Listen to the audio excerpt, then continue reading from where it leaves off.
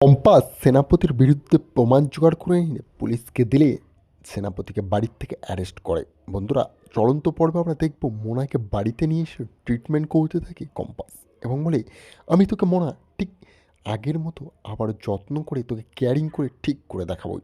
মোনা বলে, তুই পারবি না রে কম্পাস, তুই বুঝতে পারছিস না তোর বাড়িতে ঢুকে আমি তোর সংসারটা কিভাবে ভাঙবো। তক্ষুনি আমরা দেখব মোনা বাইরে গিয়ে বসে। মুক্তিমাসি ও সেনাপতি এসে তাদের সাথে দেখা করে। সেনাপতি বলে, আমার মায়ের প্ল্যানের জন্য আজ এটা হলো।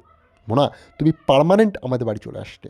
এবার যেভাবে হোক কম্পাসকে ফাইনালি ফাঁসিয়ে দিও। আর ঋতুজা পেছন থেকে সমস্ত কথা, তাদের চাল চলন এবং তাদের প্ল্যান সবটা শুনতে থাকে এবং বলে, এত বিচ্ছিরি মুক্তি তুমি একটা মেয়ের জীবনটা নিয়ে রিস্ক নিলে। সঙ্গে সঙ্গে কম্পাসকে বলে, কম্পাস এটা একটা পুরো বড় ট্র্যাপ ছিল, তাতে আমরা ফেসে গেছি, তুই ফেসে গেছিস, তুই চলে যা। ওই ভ্যালেন্টাইন্স ডে হচ্ছিল, তার সিসিটিভি ফুটেজ খতিয়ে দেখ। কম্পাস গিয়ে সমস্ত কিছু চেক করে এবং নিজের ফোনে রেকর্ড করে নিয়ে আসে সেনাপতিকে ফাঁসাবে বলে এবং বলে, এই যুদ্ধে আমি জয়ী হব, কম্পাস তাছাড়া কেউ নয়। পুলিশকে দিয়ে সেই এভিডেন্স পেশ করে এবং বলে, স্যার এই সমস্ত কিছু ওর চাল ছিল। পুলিশ এসে হাতে হাত করা পরিয়ে দেয় সেনাপতির এবং বলে, খুব বার বেড়েছিল তোর না, এবার দেখ আমার পরিবারের সাথে পিছনে লাগলে কতটা রিস্ক